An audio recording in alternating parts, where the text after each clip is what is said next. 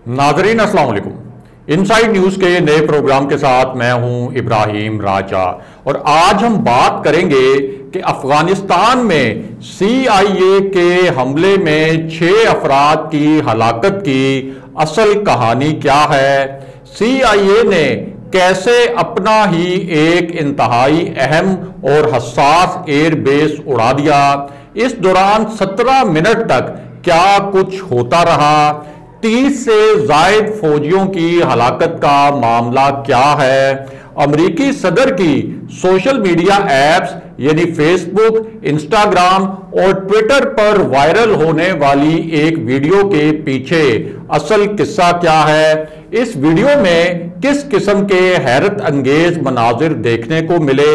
अमेरिकी सदर को किस तरह की सूरत हाल से गुजरना पड़ा और इसी सूरत हाल के दौरान आलमी मीडिया ने खास तौर पर किस किस्म की ब्रेकिंग न्यूज नशर की। हमारे जिन दोस्तों ने अब तक हमारे चैनल को सब्सक्राइब नहीं किया उनसे हम कहेंगे कि हमारे चैनल को सब्सक्राइब कर लें ताकि उन्हें अहम मालूमात बर वक्त मिलती रहें। अब वापस आते हैं आज के मौजू पर, यानी अफगानिस्तान में CIA के हमले के पीछे असल कहानी क्या है और कैसे CIA ने अपना ही एक इंतहाई अहम एयरबेस उड़ा दिया। सबसे पहले आपको बताते हैं कि अमेरिकी सदर जो बाइडेन को किस किस्म की सूरत हाल से गुजरना पड़ा, क्योंकि ये एक नई और ताज़ा सूरत हाल बनी है जिसमें कुछ बहुत ही अलग किस्म के मनाजिर देखने में आए। और ये जो पूरा मामला था उस वक्त सामने आया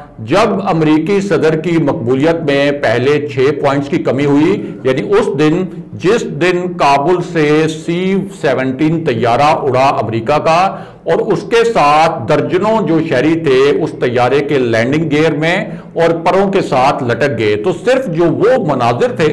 और जो वो वीडियो थी उसकी वजह से 6 पॉइंट्स तक अमेरिकी सदर की मकबूलियत गिरी और उसके बाद जो अमेरिकी फौजियों की हलाकत हुई काबुल एयरपोर्ट पर धमाकों के बाद, उससे तो उनकी मकबूलियत में कोई 13 पॉइंट्स तक कमी हुई। उसके बाद अमेरिकी सदर ने खुद को एक सिचुएशन रूम में भी बंद कर लिया था और यह तासुर दिया था कि अब जो भी काबुल से इनखला के लिए ऑपरेशंस हो रहे हैं वो इन ऑपरेशंस को इस सिचुएशन रूम में बैठकर बराह रास्त मॉनिटर कर रहे हैं और बराह रास्त हदायत भी दे रहे हैं। और इस पूरी एक्सरसाइज का असल में मकसद ये था कि अमेरिकी सदर अपनी जो गिरती हुई मकबूलियत है और अपनी गिरती हुई साख को किसी तरीके से सहारा दे सकें। अब इसी एफर्ट में अमेरिकी सदर ने एक और काम किया जिसकी वीडियोज इस वक्त सोशल मीडिया पर वायरल हैं और उनका वो काम ये था कि अमेरिका की जो एक सुबकी हुई है आलमी सतह पर काबुल में धमाकों के बाद जो 13 अमेरिकी फौजी हलाक हुए, तो उसके बाद अमेरिकी सदर एक खास मकाम पर पहुंचे और उनके साथ उस वक्त उनकी अहलिया भी मौजूद थी और इन सब ने यानी अमेरिकी सदर ने भी, उनकी अहलिया ने भी और उनके साथ जो दीगर अमेरिकी हुकाम मौजूद थे, इन सब ने स्याह रंग का मातमी लिबास पहना हुआ था। और इसी दौरान जब अमेरिकी मीडिया ये मनाजिर नशर कर रहा था तो ये मकाम असल में था एक एयरबेस का और यहां पर एक खुसूसी तैयारे ने लैंड किया। जैसे ही इस तैयारे ने इस एयरबेस को टच किया, यहां पर लैंड किया, तो दर्जनों बड़ी मखसूस किस्म की जो गाड़ियां हैं वो भी इस एयरबेस पर आ गई। उसके बाद इस तैयारे के हवाले से और इस तैयारे के अतराफ में कुछ बड़े अलग से और बहुत अजीब किस्म के मनाजिर देखने में मिले और इस किस्म के मनाजिर आम तौर पर अमेरिका में बहुत ही कम देखने को मिलते हैं। और वो मनाजिर ये थे कि इस तैयारे से एक के बाद एक ताबूत निकाले जाने लगे और अमेरिकी सदर जो हैं वो खुद भी इस तैयारे का जो गेट था, जो दरवाजा था जहां से ये ताबूत निकाले जा रहे थे, उसके पास आ गए और फिर बताया ये गया कि ये जो ताबूत आए हैं इनमें उन अमेरिकी फौजियों की लाशें हैं जिनकी उम्रें 20 से 31 साल के दरमियान हैं और ये वो फौजी थे 13 जो कि काबुल में खुदकुश हमले में हलाक हो गए थे, जिसकी जिम्मेदारी बाद में दाइश ने कबूल भी की थी। लेकिन इस पूरी सूरत हाल में एक ट्विस्ट भी था, और वो ट्विस्ट ये था कि जैसे ही इस तैयारे ने लैंड किया इस एयर बेस पर और अमेरिकी सदर इस तैयारे के पास पहुंचे ताकि वो इन ताबूतों को खुद रिसीव करें और एक मैसेज दें अपनी कौम को कि जिस तरह से उनके ऊपर तनकीद हो रही है और अपना एक जो गिरती हुई साख है उसको बहाल करने की कोशिश करें। तो इसी दौरान अमेरिकी मीडिया ने एक खबर नशर करना शुरू की बड़ी खास किस्म की, और आलमी मीडिया ने भी अमेरिकी मीडिया को कोट करके ये ब्रेकिंग न्यूज नशर करना शुरू कर दी। यानी ये सब कुछ प्लान था कि जिस वक्त ये लाशें और ये ताबूत अमेरिका के इस एयर बेस पर पहुंचाई जाएंगी, अमेरिकी सदर खुद इन लाशों को, इन ताबूतों को रिसीव करने के लिए एयर बेस पहुंचेंगे, और एन उसी वक्त ये जो मखसूस नौयत की खबर है ये खबर भी चलाई जाएगी। अब ये जो खबर थी उसके मुतल्लिक आपको बताते हैं। अब एक तरफ तो फौजियों के जो ताबूत थे वो उतारे जा रहे थे, दूसरी जानिब एन उसी वक्त सदर बाइडन के ऊपर जो एक दबाव आया था अमेरिका के अंदर मुख्तलिफ हल्कों की जानिब से, उसको कम करने के लिए ये खबर एन उसी वक्त अमेरिकी मीडिया ने नशर करना शुरू की कि काबुल एयरपोर्ट पर हमले के हवाले से एक बड़ा एक्शन किया गया है। इसको एक ब्रेकिंग न्यूज के तौर पर चलाया गया, और काबुल धमाके के बाद यानी जिसमें 13 अमेरिकी फौजी हलाक हो गए थे, ये बताया गया इस खबर में कि काबुल धमाके की तैयारी करने वाली एक गाड़ी को निशाना बनाया गया है अमेरिका के फौजी हुकाम की जानिब से और CIA की जानिब से, और इस धमाका खेज मवाद से भरी गाड़ी को तबाह कर दिया गया है जिसमें इसका ड्राइवर जो है वो हलाक हुआ है, और एक ड्रोन हमला किया गया है। ये खबर नशर की गई, लेकिन इसमें भी एक मोड़ है, यानी जब ये खबर नशर की गई तो उस हवाले से भी इसमें एक और ट्विस्ट है, और वो ट्विस्ट ये है कि दाइश जिसने इस हमले की जिम्मेदारी कबूल की थी, यानी काबुल में खुदकुश हमले की जिम्मेदारी कबूल की थी, उसकी तो कुल तादाद इस वक्त जो जंगजुओं की है अफगानिस्तान के अंदर वो बताई जाती है कि सिर्फ 1500 से 2000 के दरमियान है। और दाइश का जो सरबराह था अफगानिस्तान में उमर खरासानी, वो तो काबुल से गिरफ्तार भी हो गया था 2019 में। उसके बाद उसको काबुल की जेल में कैद भी कर दिया गया था, और बहुत से जंगजू ऐसे थे दाइश के जिन्होंने हथियार हुकूमत के सामने और अफगान फोर्सेस के सामने इसलिए डाले थे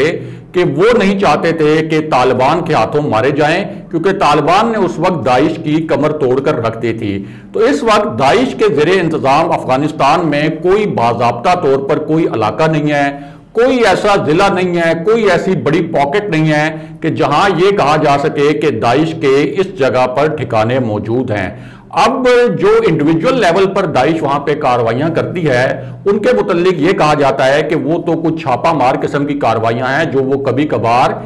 इंडिविजुअल हैसियत में भी या एक एक दो दो करके वो किसी जगह पर कोई धमाका करने में कामयाब हो जाते हैं। तो इस पूरी सूरत हाल में जब यह दावा किया गया कि एक ड्रोन हमले में दाइश के जंगजुओं की एक गाड़ी को तबाह किया गया, इसी तरह एक इससे पहले हमले का भी दावा किया गया था और यह कहा गया था कि कुछ 6 के करीब जो है उसमें अफराद हलाक हुए हैं। तो अब तक इंडिपेंडेंट जो जराए हैं यानी आज़ाद जराए, उन्होंने इस बात की तस्दीक नहीं की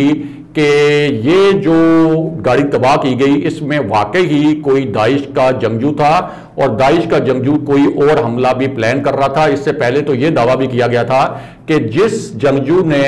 काबुल एयरपोर्ट पर धमाका प्लान किया था यानी जो उसका मास्टरमाइंड था उसको अमेरिकी ड्रोन हमले में हलाक कर दिया गया, लेकिन आज़ाद ज़राए से उस बात की भी तस्दीक अब तक नहीं हो सकी कि क्या वाकई जिस शख्स को हलाक किया गया था वो दाइश का जंगजू ही था और वही काबुल एयरपोर्ट के धमाके का मास्टरमाइंड था या नहीं। लेकिन ये खबरें बहरहाल इस वजह से चलवाई गई ताकि अमेरिकी सदर की और अमेरिका की अपनी साथ भी बचाई जा सके। बहरहाल अब वापस आते हैं कि CIA की जानिब से अफगानिस्तान में अपनी ही एक इंतहाई अहम एयर बेस उड़ाने का मामला क्या है। तो एक ऐसे वक्त में जब काबुल एयरपोर्ट पर धमाका हो चुका था, इसी दौरान अफगानिस्तान में तालिबान के हाथ अमेरिका की कुछ मजीद डिवाइसेस भी लगी हैं और इन डिवाइसेस के मुतालिक ये बताया जा रहा है कि ये बड़ी हसास नोयत की फौजी डिवाइसेस हैं। इनमें बहुत हसास नोयत का कुछ डेटा भी है और साथ ही जिस तरह से बरतानवी अहलकारों ने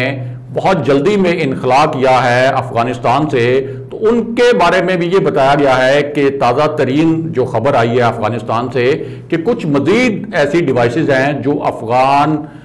तालिबान के हाथ लगी हैं, ऐसी डिवाइसेस जो बरतानवी अहलकार जल्दी में इनखला करते हुए वहीं छोड़ के चले गए थे। अब इसी पूरी सूरत हाल में एक ड्रामाई सूरत हाल पैदा हुई, यानी एक ड्रामाई जो है इस मामले में मोड़ आया और ऐसी मालूमात सामने लाई गई जिनकी पहले तस्दीक नहीं की गई थी, लेकिन अब जो नए हकायक सामने आए हैं उनकी ऑफिशियली यानी सरकारी सतह पर अब बाज़ाब्ता तस्दीक भी की गई है। और ये जो तस्दीक की गई है इसकी पहली तस्दीक तो खुद जो CIA के एक कॉन्ट्रैक्टर हैं उनकी जानिब से की गई और इस खबर में बताया यह गया कि काबुल एयरपोर्ट के धमाके के बाद जो सूरत हाल बनी उसी सूरत हाल के हवाले से एक एयरबेस का जिक्र किया गया। ये अमेरिका का एक एयरबेस था और इसको काबुल में एक इंतहाई हसास और अहम एयरबेस माना जाता था और ये एक इतना महफूज एयरबेस था कि एक पूरा आप समझ सकते हैं कि एक कला नुमा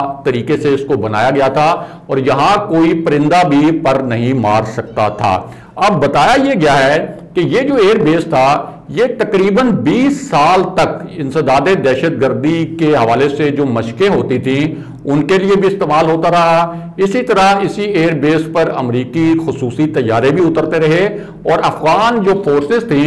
यानी साबिक अफगान हुकूमत की जो फोर्सेस थी या उससे पहले जो हुकूमतें रहीं उनके दौर में जो अफगान फोर्सेस थी उनको यहां तरबियत भी दी जाती रही और ये काबुल का